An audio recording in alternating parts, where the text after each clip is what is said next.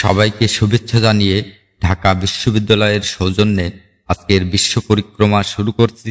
আজকের বিশ্ব পরিক্রমার বিষয়, ভারত কি শেখ হাসিনাকে বাংলাদেশে ফেরত পাঠাতে রাজি হবে? বাংলাদেশ শেখ হাসিনার প্রত্যর্পণের অনুরোধে আনুষ্ঠানিকভাবে ভারতের কাছে প্রয়োজনীয় সকল নথিপত্র পাঠিয়েছে এবং প্রয়োজনে একটি স্মারক জারি করতে প্রস্তুত। গত বছর ডিসেম্বরের শেষের দিকে বাংলাদেশের মৌখিকভাবে জানানো প্রত্যর্পণের অনুরোধের উত্তর ভারত এখনো দেয়নি। এ বিষয়ে ভারতের পররাষ্ট্র মন্ত্রণালয় তাদের অবস্থান সংযত রেখেছে এবং বারংবার জিজ্ঞাসাবাদ সত্ত্বেও প্রাথমিক স্বীকৃতি ছাড়া আর কোনো মন্তব্য করা থেকে বিরত রয়েছে। প্রত্যর্পণের বিষয়ে ভারতের নীরব থাকাতে দেখা দিয়েছে নানামুখী দ্বন্দ্ব। তাই কথা উঠেছে, ভারত কি শেখ হাসিনাকে বাংলাদেশে ফেরত পাঠাতে রাজি হবে? আন্তর্জাতিক online news magazine the Diplomat প্রত্যর্পণের এই জটিল প্রক্রিয়া ও ভারতের উপর এর প্রভাব নিয়ে একটি প্রতিবেদন প্রকাশ করেছে। প্রতিবেদনটিতে বলা হয়েছে, 2013 সালে ভারত বাংলাদেশ প্রত্যর্পণ চুক্তির অধীনে বাংলাদেশে শেখ হাসিনার প্রত্যাবর্তনের আইনগত অধিকার থাকলেও ভূ রাজনৈতিক এবং কূটনৈতিক প্রভাব বিষয়টিকে জটিল করে তুলেছে। ভারত যদি শেখ হাসিনাকে ফেরত পাঠাতে সম্মত হয়, তাহলে ভারত বাংলাদেশ প্রত্যর্পণ চুক্তির চিঠি এবং আন্তর্জাতিক কূটনীতির কঠোর বাস্তবতার সাপেক্ষে প্রক্রিয়াটি একাধিক ধাপের মধ্য দিয়ে এগিয়ে যাবে। ভারতের রাজীব গান্ধী জাতীয় আইন বিশ্ববিদ্যালয়ের সহকারী অধ্যাপক, শিক্ষাবিদ ও আইনবিদ ডক্টর সঙ্গীতা তাক বলেন, কারিগরি বিষয়গুলো মূলত প্রত্যর্পণ চুক্তি দ্বারা নিয়ন্ত্রিত হয়, তবে রাজনৈতিক, কূটনৈতিক ও মানবাধিকারের বিষয়গুলো এটিকে অবিশ্বাস্যভাবে জটিল ও সংবেদনশীল করে তুলবে।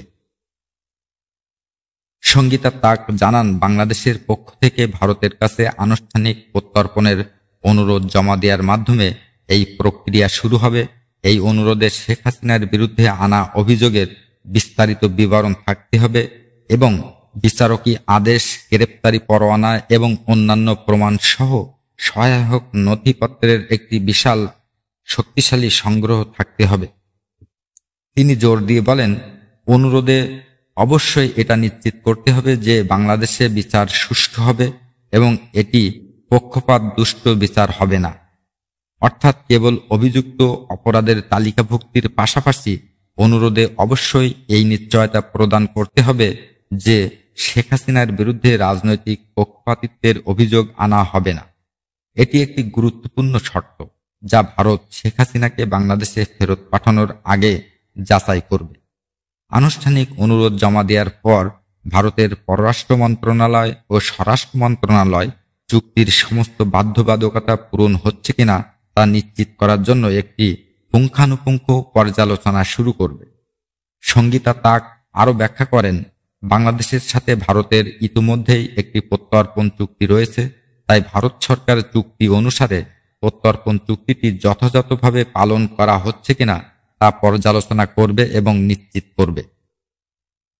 পর্যালোচনা প্রক্রিয়ায় শেখ হাসিনার বিরুদ্ধে আনা অভিযোগগুলো উভয় দেশেই আইনগত ফৌজদারি অপরাধ হিসেবে স্বীকৃত কিনা তা নির্ধারণ করা হবে। এটি দ্বৈত অপরাধ হিসেবে পরিচিত।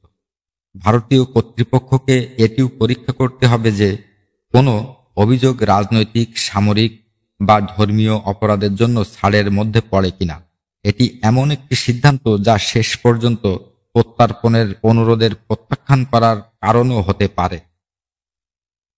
প্রাথমিক প্রশাসনিক পর্যালোচনা অনুকূল হলেও বিষয়টি এখানেই শেষ হবে না। প্রত্যর্পণের অনুরোধটি পরবর্তীতে ভারতে বিচার বিভাগীয় পর্যালোচনার বিষয় হবে। সেখানে বিশেষায়িত প্রত্যর্পণ আদালতগুলো এর বৈধতা ও যোগ্যতা যাচাই করবে। সঙ্গীতা তাক আরও বলেন, ভারত প্রত্যর্পণের বিচার বিভাগীয় পর্যালোচনাও করবে। ভারতে প্রত্যর্পণের জন্য গঠিত বিশেষ আদালতগুলো প্রত্যর্পণের অনুরোধের বৈধতা ও যোগ্যতা পরীক্ষা করবে। যদি আদালত দেখে যে রাজনৈতিক মামলার বিশ্বাসযোগ্য হুমকি রয়েছে, তাহলে প্রত্যর্পণ আটকে দিতে পারে। রাজনৈতিক প্রতিশোধের জন্য প্রত্যর্পণ আইনের অপব্যবহার রোধ করার জন্য এই বিচারকী সুরক্ষা অপরিহার্য। এতে শেখ হাসিনাকে হস্তান্তরের যে কোনো সিদ্ধান্ত আইনের শাসনের ভিত্তিতে দৃঢ়ভাবে প্রতিষ্ঠিত হবে বলে নিশ্চিত করা যাবে। ভারতের আদালত ও নির্বাহী বিভাগ চূড়ান্তভাবে প্রত্যর্পণের সিদ্ধান্ত নিলে পরবর্তী পদক্ষেপ হবে স্থানীয় পুলিশ অথবা কেন্দ্রীয় আইন প্রয়োগকারী সংস্থার মাধ্যমে গ্রেপ্তারি পরোয়ানা জারি করা। গ্রেপ্তারের পর শেখ হাসিনাকে নিরাপদ স্থানে রাখতে হবে যতক্ষণ না তার প্রত্যর্পণের ব্যবস্থা করা হচ্ছে।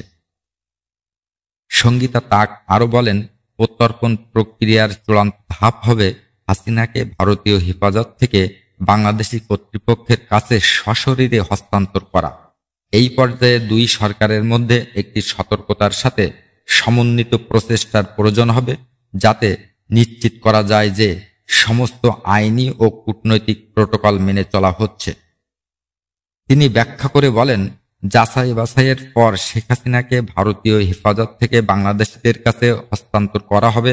উভয় পক্ষের সম্মতিক্রমে আন্তর্জাতিক সীমান্ত বা বিমানবন্দরে হস্তান্তর প্রক্রিয়া অনুষ্ঠিত হবে। তবে তিনি উল্লেখ করে বলেন, রাজনৈতিক নেতারা প্রায়ই কিছু নির্দিষ্ট সুরক্ষা ভোগ করেন যা প্রত্যর্পণকে আরও জটিল করে তুলতে পারে। তিনি বলেন, এরপর মানবাধিকার সংস্থাগুলো হস্তক্ষেপ করতে পারে। তারা যুক্তি দিতে পারে যে শেখ হাসিনা বাংলাদেশে অন্যায্য আচরণ বা সম্ভাব্য ক্ষতির সম্মুখীন হতে পারেন, যা আন্তর্জাতিক আইনকে চ্যালেঞ্জের দিকে নিয়ে যেতে পারে। এই ধরনের হস্তক্ষেপ এই প্রক্রিয়াটিকে আরও জটিল করে তুলতে পারে। তারা ভারতের উপর মানবাধিকার সুরক্ষা নিশ্চিত করার জন্য চাপ সৃষ্টি করতে পারে। তিনি আরো বলেন, শেখ হাসিনা নিজেও ভারতে আশ্রয় চাইতে পারেন। এটি তখন প্রত্যর্পণ প্রক্রিয়াকে আরও জটিল করে তুলবে। এই আইনি জটিলতার বাইরেও শেখ হাসিনাকে বাংলাদেশে ফেরত পাঠানোর বিষয়ে ভারতের চূড়ান্ত সিদ্ধান্ত নিশ্চিতভাবে সুদূর প্রসারী প্রভাব ফেলবে। বাংলাদেশের দাবিতে রাজি হলে ভারতের সাথে অন্যান্য দেশের কূটনৈতিক সম্পর্কের উপর চাপ সৃষ্টি হতে পারে, বিশেষ করে যেসব দেশ শেখ হাসিনার বিচারকে সম্ভাব্য রাজনৈতিক প্রতিশোধ হিসেবে দেখে থাকে। ফলে তখন শেখ হাসিনার প্রত্যর্পণের বিষয়টি অসম্ভব হয়ে যেতে পারে। তবে সরাসরি শেখ হাসিনাকে ফেরত পাঠানোর বিষয়টি যদি ভারত প্রত্যাখ্যান করে, তবে বাংলাদেশ ভারত সম্পর্ক সহ সমগ্র বিষয়টির উপর আরও বেশি বিশৃঙ্খলা তৈরি হতে পারে। বিশেষ করে সম্প্রতি প্রকাশিত জাতিসংঘের মনসুন অপরাইজিং প্রতিবেদনের কারণে বাংলাদেশ সহ বহির্বিশ্বের ন্যায় বিচার প্রত্যাশী দেশগুলো ভারতের উপর কঠিনভাবে চাপ প্রয়োগ সহ বিভিন্ন ব্যবস্থা নিতে পারে। কারণ জাতিসংঘে প্রকাশিত ওই প্রতিবেদনটিতে বলা হয়েছে, শেখ হাসিনা ও তার দলের নেতাদের পাশাপাশি ওই সময়ের আইন প্রয়োগকারী সংস্থাগুলোও বাংলাদেশে সংগঠিত মানবতাবিরোধী অপরাধে জড়িত ছিল। তাই প্রত্যর্পণের অনুরোধে রাজি হওয়া বা প্রত্যাখ্যান করা উভয়ই নয়াদিল্লির উপর ব্যাপক প্রভাব ফেলবে। ঠিক এই কারণেই শেখ হাসিনার প্রত্যর্পণের ব্যাপারে ভারতের নীরব থাকা এবং ভবিষ্যতে কি ঘটনা ঘটে তার জন্য অপেক্ষা করা, এই দুটো পন্থা আপাতত ভারতের জন্য সবচেয়ে সম্ভাব্য বিকল্প বলে মনে করা হচ্ছে। তাই এ ব্যাপারে ভারত কিছু না বলে নীরব থাকছে, যা দেখে আপাতত দৃষ্টিতে মনে হচ্ছে শেখ হাসিনাকে ফেরত পাঠানোর বিষয়টি ভারতকে ভেতরে ভেতরে কুরে কুরে খাচ্ছে। আর এসবের সামনে শেখ হাসিনার খুব বেশি ভারত প্রীতি বিরাট প্রাচীর হয়ে সামনে দাঁড়িয়ে আছে।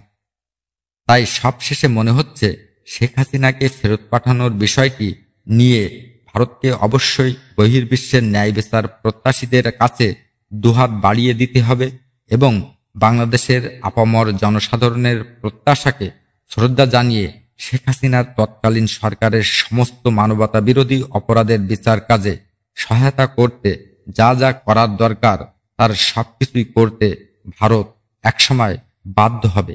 আজকের বিশ্ব পরিক্রমা এখানেই শেষ করছি।